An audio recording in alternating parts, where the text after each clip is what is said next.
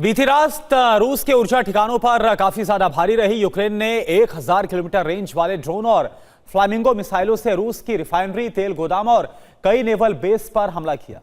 रूस की दो सबसे बड़ी तेल रिफाइनरी में आग धधकने लगी और उसमें भरा जेट फ्यूल भी जलकर खाक हो गया। रूस का डिफेंस सिस्टम इस हमले को पूरी तरह से रोकने में नाकाम रहा, क्योंकि यूक्रेन ने इस बार नई रणनीति के साथ हमले को अंजाम दिया। यूक्रेन ने 40 नए ड्रोन बनाए हैं और रोबो सैनिक फ्रंटलाइन पर उतार दिए हैं। देखिए आप। यूक्रेन ने अपनी वॉर स्ट्रैटेजी बदल दी है।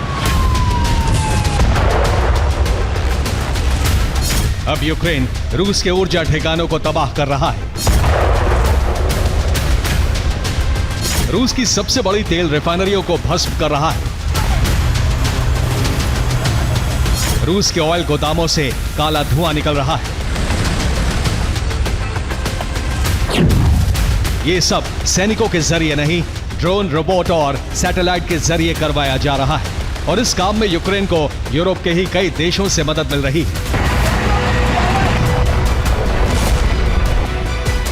यूक्रेन ने यह ऑपरेशन रूसी ऊर्जा और अर्थव्यवस्था का दहन करने के लिए चलाया है।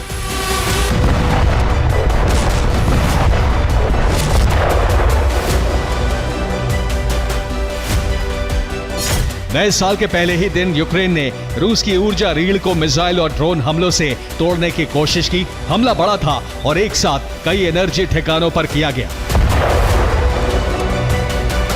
यूक्रेन ने कल रात रूस पर बड़ा और सुनियोजित हमला किया। फ्लैमिंगो क्रूज मिसाइल और लंबी दूरी के स्वार्म ड्रोन ने रूस के एनर्जी इंफ्रास्ट्रक्चर पर सीधा निशाना साधा। सबसे बड़ा हमला रूस के समारा प्रांत में हुआ। रूस की दो अहम रिफाइनरियों पर ड्रोन बरसने लगे और उनकी ऑयल टैंकों में आग धधकने लगी।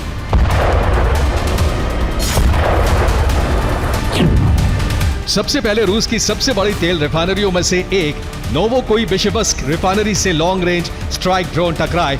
ये जेट पावर ड्रोन थे जो तेज गति वाले जेट इंजन से लैस हैं और 1000+ किलोमीटर तक की दूरी तय कर सकते हैं।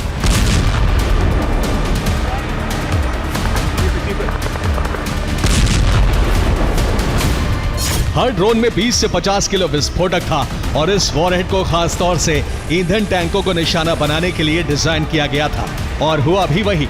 जैसे ही रिफाइनरी से ड्रोन टकराए, ऐसी आग धधकने लगी जो बुझाए नहीं बुझी।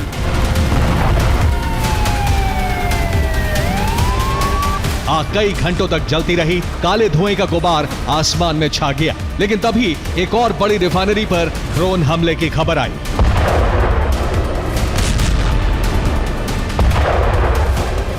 यूक्रेन की ओर से किए गए लंबी दूरी के ड्रोन हमलों में सबसे पहले रूस के समारा प्रांत की दो सबसे बड़ी रिफाइनरीज को निशाना बनाया गया। एक रिफाइनरी का नाम है नोवोकोइबिशेवस्क रिफाइनरी। यह रूस की सबसे बड़ी और महत्वपूर्ण तेल रिफाइनरीज में से एक मानी जाती है, जो कि समारा शहर के दक्षिण में स्थित है। इस रिफाइनरी पर कई लॉन्ग रेंज ड्रोन दागे गए। एक ड्रोन सीधे रिफाइनरी के फ्यूल टैंक से टकराया और जिससे बहुत ही भयानक आग भड़क गई। आग कई घंटों तक जलती रही और इसे काबू में लाने में काफी ज्यादा मशक्कत करनी पड़ गई। दूसरी रिफाइनरी का नाम है कोइबिशेवस्क ऑयल रिफाइनरी और यह भी रूस की बहुत बड़ी ऑयल रिफाइनरीज में से एक है। लेकिन इस पर हमले का तरीका थोड़ा सा अलग था। इस रिफाइनरी पर हमला करने के लिए ड्रोन कई दिशाओं से आए और रिफाइनरी के क्रूड ऑयल स्टोरेज टैंक में आग लग गई। रिफाइनरी परिसर में ऊंची लपटें और काले धुएं के गुबार साफ तौर पर देखे गए। देखिए आप। एक ही रात में एक के बाद एक दो बड़ी ऑयल रिफाइनरियों पर हमला हुआ तो रूस की हर रिफाइनरी और तेल गोदाम के आसपास खतरे के सायरन बजने लगे।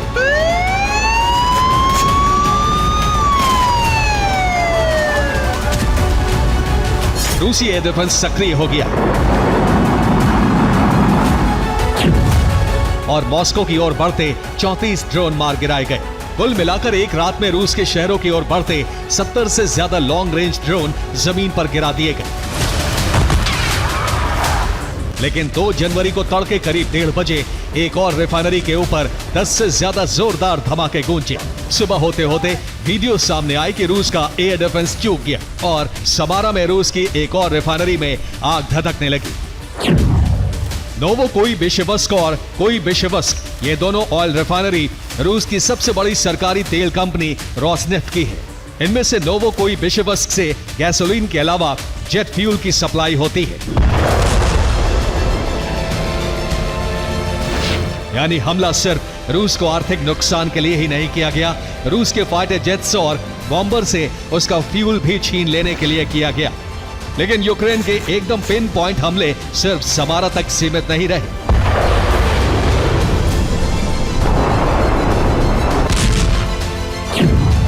क्रीमिया, सेवेस्तोपोल, येवपेटोरिया, साकी, सिम्फेरोपोल और किर्च के साथ रूस के कई शहरों पर ड्रोन और नेपच्यून टाइप क्रूज मिसाइलों से हमले हुए। सेवेस्तोपोल में रूस की ब्लैक सी फ्लीट का मुख्य अड्डा है। यहां भी नेपच्यून टाइप क्रूज मिसाइल गिरी और बड़ा धमाका हो गया।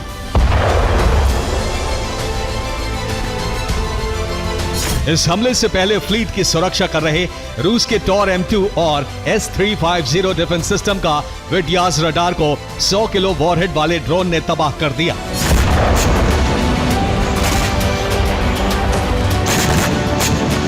एक साथ कई शहरों पर ड्रोन और नेपच्यून क्रूज मिसाइलों से हमला हुआ। क्रीमिया ब्रिज को एक बार फिर टारगेट करने की कोशिश हुई। कई शहरों से विस्फोट के वीडियो आए हैं। तेल रिफाइनरी और ऊर्जा ठिकानों के साथ साथ यूक्रेन ने रूसी फौज पर फ्रंटलाइन पर भी काफी भीषण हमला किया। लेकिन यह हमला एक खास तरह के नए हथियार से हुआ है। फ्रंटलाइन पर यूक्रेन ने रोबो सैनिक उतार दिए हैं। सैनिकों की कमी से जूझ रहे यूक्रेन के लिए ये रोबो सैनिक गेम चेंजर साबित हो रहे हैं। इन रोबो सैनिकों के साथ रोबोटिक हैवी असॉल्ट गन भी है, जो कि सैटेलाइट नेविगेशन के साथ रूस के अटैक का जवाब देती है। इस नए हथियार ने यूक्रेन की क्षमता को बढ़ा दिया है। अब यूक्रेन की ये नई वॉर मशीनें रूसी फौज पर हमला कर रही है और रूस को फ्रंटलाइन पर काफी ज्यादा नुकसान हो रहा है। वहीं दूसरी तरफ सर्दी की शुरुआत होते ही रूसी सैनिक घोड़ों पर सवार होकर आक्रमण कर रहे हैं। यानी कि एक सदी के बाद यूरोप की किसी युद्ध भूमि पर घुड़सवार सेना की वापसी हुई है। सर्दियों में ये घोड़े रूस की सेना को फ्रंट लाइन पर बहुत तेजी के साथ मूवमेंट करने में तो मदद दे ही रहे हैं, इसके साथ साथ यूक्रेन के ड्रोन हमलों से भी बचा रहे हैं। देखिए आप। यूक्रेन ने इस साल 40 से ज्यादा वैरायटी के नए ड्रोन युद्ध में उतारे हैं। बीते एक महीने में यूक्रेन ने 10,000 से ज्यादा नए ड्रोन ऑपरेटर की भी भर्ती की है। इनमें से हर ड्रोन रूस के लिए एक सरप्राइज पैकेज की तरह मिल रहा है, क्योंकि इनमें से किसी ड्रोन का सिग्नेचर रूसी डिफेंस के पास नहीं है। इसलिए रूसी डिफेंस फेल हो रहा है। यूक्रेन अब मॉडर्न वॉरफेयर के साथ लड़ रहा है।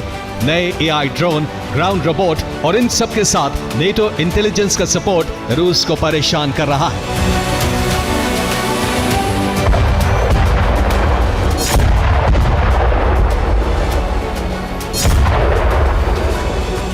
नेटो के सैटेलाइट रूस के एनर्जी ठिकानों और डिफेंस सिस्टम की सटीक लोकेशन यूक्रेन को दे रहे हैं। यूक्रेन के नए ड्रोन और नेपच्यून मिसाइलों को भी सैटेलाइट से मदद मिल रही है। एक ही रात में रूस के कई ऊर्जा ठिकानों पर हमला रूस के लिए एक चेतावनी है।